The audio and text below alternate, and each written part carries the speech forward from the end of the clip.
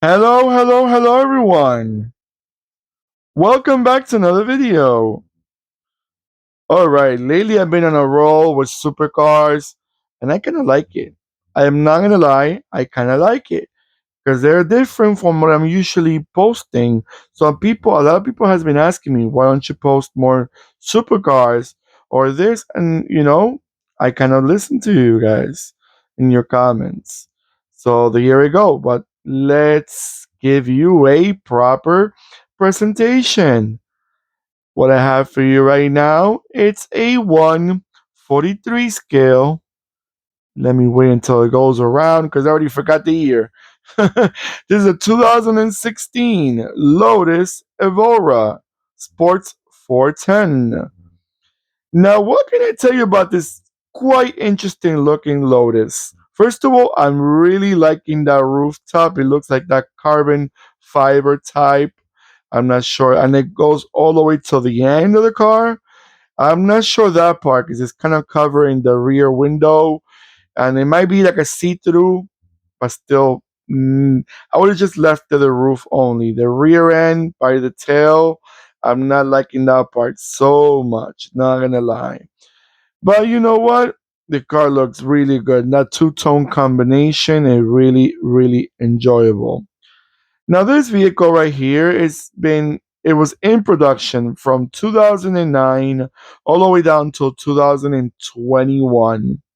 Now, in its 12 years of existence, they produced 6,117 models. Actually, model years is 2010 till 2021, so it's 11 years. 11 years production. Assembly lines, Lotus is a British brand. So, well, it's purchased by another, but still a British brand.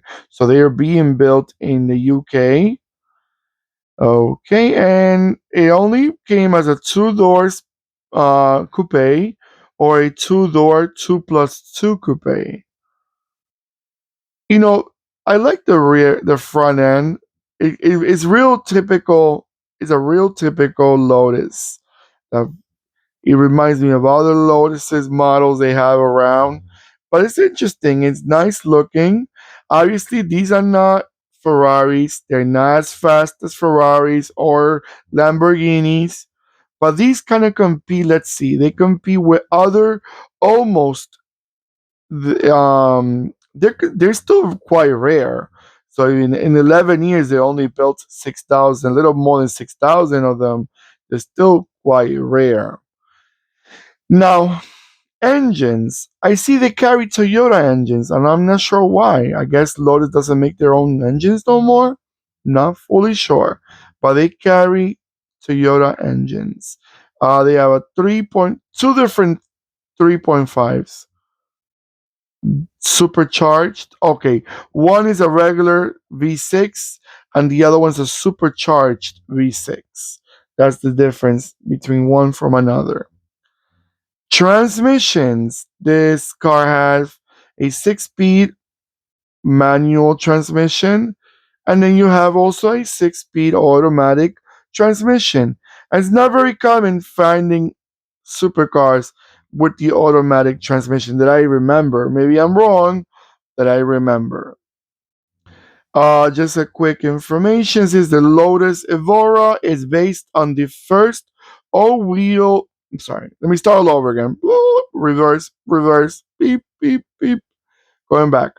The Lotus Evora is based on the first all-new vehicle platform from Lotus Cars since the introduction of the Lotus Elise in 1995.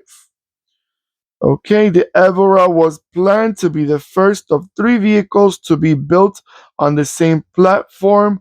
The sales target was 2,000 vehicles per year, with prices between 45,000 to 50,000, I think, British pounds.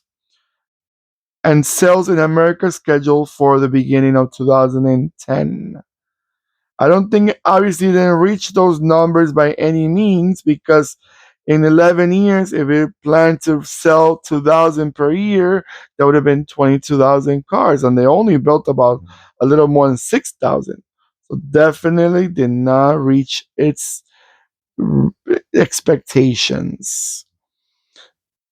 All right, after that quick information, oh, by the way, just so you know, there's a diecast model 143, and it's part of an Edicola. I think it's like a magazine edition. All right, I'm gonna let it go around a few times, and I'll be right back.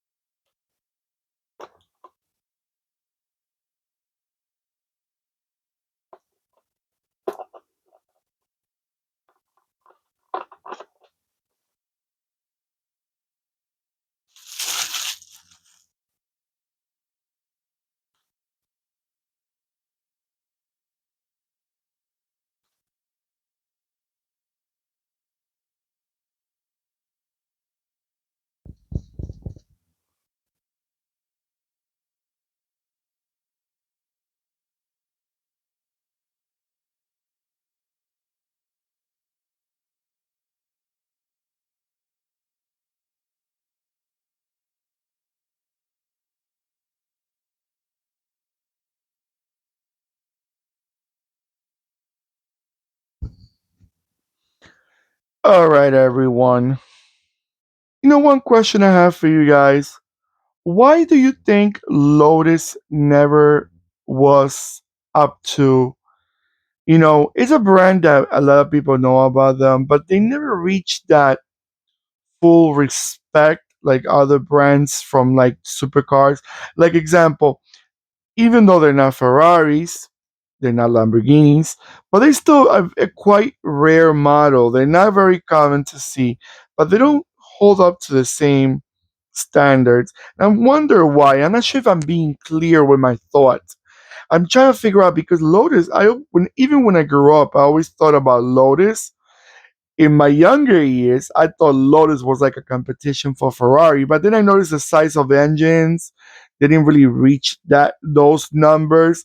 But I would probably say Lotus is more like a competition for like Porsche, maybe Maserati. Let's see, maybe like a trying to more see competition, but those probably are more suitable for Lotus. But I think they had the capabilities to be in a super car with a lot of people wanting them because the looks is there, the car is attractive, and but I don't think they put the same amount of interest in being that brand. If I'm being clear, that respect the brand all around the world, like probably Ferrari or Lamborghini is. All right, everyone. Maybe I'm wrong. I want to clear that before I leave. Maybe I'm wrong. Maybe Lotus never wanted to be that brand to reach like competition for Ferrari. But again, that's my thought. You let me know your thought in the comments, please. But again, in the comments, let me know what you guys think about this car. Have you ever seen them in person?